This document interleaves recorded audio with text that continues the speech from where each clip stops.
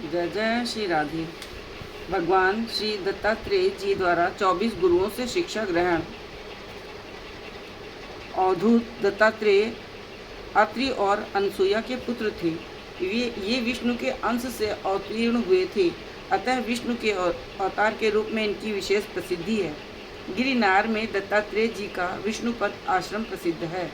रेणुकापुर या मातापुर सहस्याद्रि शिखर पर मध्य प्रदेश के यवतमाल के अरना गांव से 16 मील की दूरी पर स्थित अत्रि आश्रम, जो आज माहौर ग्राम में के नाम से प्रसिद्ध है, यही पवित्र स्थल अवधूत दत्तात्रेय जी का जन्म स्थान माना गया है। माहौर में भी दत्तात्रेय जी की पादुका हैं। काशी में मणिकर्णिका घाट पर भी उनकी पादुका हैं। श्रीमद्भागवत में परम धार्मिक राजा यदु के वृत्तांत से दत्तात्रेय जी के शिक्षा ग्रहण करने का जो उल्लेख प्राप्त होता है, उससे यह शिक्षा मिलती है कि हम अपने सच्चरित्र निर्माण के लिए शिक्षा ग्रहण के क्षेत्र को संकीर्ण न बनाएं। चेतन प्राणियों में अथवा स्थावर जगत में जो स्वल्प भी अच्छाइयाँ हों, उन्हें ग्रहण करें तथा जो बुराइयाँ हैं, उनसे दूर रहें। भगवान श्री दत्तात्रेय जी विभिन्न शिक्षा प्राप्ति के निमित्त अनेक गुरु बनाए, जिनकी कथा पुराणों में वर्णित है। इस संबंध में कुछ प्राप्त निबंधों को यहाँ प्रस्तुत कर रही हूँ।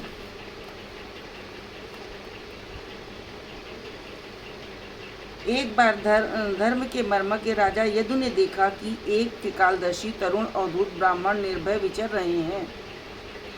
तब उन्होंने उनसे पूछा, ब्राह्मण, आप कर्म तो करते ही नहीं, फिर आपको यह अत्यंत निपुण बुद्धि कहाँ से प्राप्त हुई, जिसका आश्रय लेकर आप परम विद्वान होने पर भी बालक के समान संसार में विचरते हैं। संसार के अधिकांश लोग काम और लोभ के दावानल से जल रहे हैं, परंतु आपको देखकर ऐसा मालूम होता है कि आप उससे मुक्त हैं। आप तक उसकी आँच भी नहीं पहुँच पाती। ठीक वैसे ही जैसे कोई हाथी वन में दावाग्नि लगने पर उससे छूटकर गंगा जल में खड़ा हो, आप सदा सर्वदा अपने स्वरूप में ही स्थित हैं। मैं आपसे पूछना चाहता हूँ कि आपको अपने आत्मा में ही ऐसे अनिवर्चनीय आनंद का अनुभव कैसे होता है। ब्रह्मवेत्ता दत्तात्रेय जी ने कहा, राजन, मैंने अपनी बुद्धि से गुरुओं का आश्रय लिया है। उनसे शिक्षा ग्रहण करके मैं इस जगत में मुक्त भाव से स्वच्छंद विचरता हूँ। तुम उन गुरुओं के नाम और उनसे ग्रहण की हुई शिक्षा को सुनो। राजन, मैंने पृथ्वी, वायु, आकाश, जल, अग्नि, चंद्रमा, सूर्य, कबूतर, अजगर, समुद्र, पतंग, मधुमक्खी, हाथी, मधु निकालने वाला, हरिण, मछली, पिंगला वेश्या, कुरर पक्षी, बालक, कुंवारी कन्या, बाण बनाने वाला, सर्प, मकड़ी और भंगी कीट, इन 24 गुरुओं का आश्रय लिया है और उन्हीं के आचरण से इस लोक में अपने लिए शिक्षा ग्रहण की है। राजन, मैंने पृथ्वी से क्षमा और धैर्य की शिक्षा ग्रहण की है, अतः प्रत्येक व्यक्ति को क्षमाशील होना चाहिए। निरंतर धैर्यपूर्वक अपने साधना पथ में अग्रसर होते रहना चाहिए। दूसरा, वायु प्राण है। प्राण रूप रस आदि इंद्रिय विषयों की अपेक्षा शून्य है। वायु के समान मुनि को भी निर्लिप्त रहना चाहिए। तीसरे, आकाश, जैसे वायु प्रेरित मेघों से अस्पृश्य है आकाश, वैसे ही पुरुष को कालश्रेष्ठ गुण परिणामों से अस्पृश्य रहना चाहिए। जल प्रकृति से निर्मल है, मधुर गुणों वाला है, स्नेह युक्त है, तीर्थ रूप है, अतः मुनि को चाहिए कि वो जल के समान ही अपने दर्शन, स्पर्श, कीर्तन से सबको पवित्र करता रहे। आगे दत्तात्रेय जी ने कहा, अग्नि संपूर्ण पदार्थों को खा जाता है, किंतु उसके दोष को ग्रहण नहीं करता। अग्नि को स्वाद अस्वाद से प्रयोजन नहीं होता। मुनि को भी ऐसा ही स्वभाव बनाना चाहिए और तेजस्वी होना चाहिए। चंद्रमा के दृष्टांत से जन्मादि 6 विकारों से रहित होना चाहिए। इस तथ्य को समझाया गया है। जैसे चंद्रमा की कलाएं उत्पन्न होती हैं और क्षीण होती हैं, किंतु चंद्रमा बना रहता है, वैसे ही आत्मा भी ह्रास वृद्धि से रहित है। सूर्य सूर्य किरणों से जल संचय करता है और वृष्टि करता है।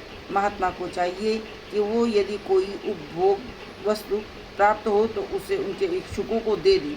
योगी को विषयों में आसक्त नहीं होना चाहिए। एक ही सूर्य अनेक जलपात्रों में नाना आकार का दिखाई देता है, उसी प्रकार मनुष्य आदि देहों में आत्मा भी नाना प्रकार के दिखाई देता है। अत्यासक्ति से कपोत का नाश हुआ, अतः किसी में भी अत्यधिक आसक्ति नहीं करनी चाहिए। प्रारब्ध कर्म अवश्य भोगना पड़ता है, अतः उसके लिए उद्यम से आयु को क्षीण नहीं करना चाहिए। जैसा भी भोजन मिले उसे जीवन निर्वाह के लिए ग्रहण कर लें। आहार ना मिले तब भूखा ही रह जाएं, यही अजगर वृत्ति की शिक्षा मिलती है। प्रसन्न चित्त रहना चाहिए, गंभीर बनना चाहिए, अथाह बुद्धि रखें, निर्भय रहें, क्षुब्ध न हों, निश्चल रहें, ये समुद्र से सीखना चाहिए। जैसे नदियों के जल बढ़ने से वो न उछलता है और ना तो सूखता है, इसी प्रकार मुनि को भी समान रूप से रहना चाहिए। स्त्री को देखकर अजितेंद्रिय पुरुष उसके भाव से लोभित हो नरक में गिर पड़ता है। स्त्री संसर्ग से साधक कीट पतंग जिस प्रकार अग्नि में गिरकर नष्ट हो जाते हैं, उसी प्रकार पथभ्रष्ट होकर नरकगामी बनता है। अतः इंद्रिय विजयी होना चाहिए। भ्रमर पद्म पर बैठा था, वो रस ग्रहण में समय भूल गया। सूर्यास्त होने पर जब पद्म बंद हो गया तब वो भी अबद्ध हो गया। मुनि को चाहिए कि वो देह निर्वाह हेतु ग्रास ग्रहण करे, आसक्त होकर भिक्षा ग्रहण ना करे, संग्रह ना करे। संग्रह करने से भ्रमर की भांति उसका नाश हो जाता है। वन में गज का बंधन स्पर्श के कारण होता है, अतः मुनि को काठ की बनी स्त्री की मूर्ति का भी स्पर्श नहीं करना चाहिए। यदि मुनि स्त्री के प्रति आसक्त होगा तो यदि मुनि स्त्री की भांति आसक्त होगा तो वो भी गज की भांति बंधन में पड़कर दुखमय जीवन व्यतीत करेगा। मधुमक्खियाँ बड़े यत्न से शहद ग्रहण करती हैं, किंतु मधुहारी उन्हें भगाकर उसका उपयोग करता है। इसी प्रकार लोभी पुरुष का धन दुख से संचित होता है, किंतु दूसरा ही उसका भोग करता है। अतः मुनि को संग्रह नहीं करना चाहिए। संगीत के वश होकर ऋण नष्ट हो जाता है, अतः मुनि को भी नृत्य गीत आदि से सर्वथा पृथक रहना चाहिए। कांटे में लगे मांस खंड को लेने मछली आती है और मांस के भीतर लगे कांटे में उसका मुंह फंस जाता है, अतः मुनि को जिह्वा रस में पड़ना उचित नहीं है। पिंगला वेश्या मिथिला की निवासिनी थी। एक दिन पुरुषों को आकर्षित करने के लिए सुंदर रूप बनाकर द्वार पर खड़ी थी। धन कामना से आने वाले सभी से वो आशा कर रही थी। भीतर बाहर आते जाते आधी रात व्यतीत हो गई। उसका मुख सूख गया था, बड़ी दुखी हो गई थी, किंतु बाद में निर्वेद हो गया। निर्वेद से आशा रूपी पाश कट जाता है।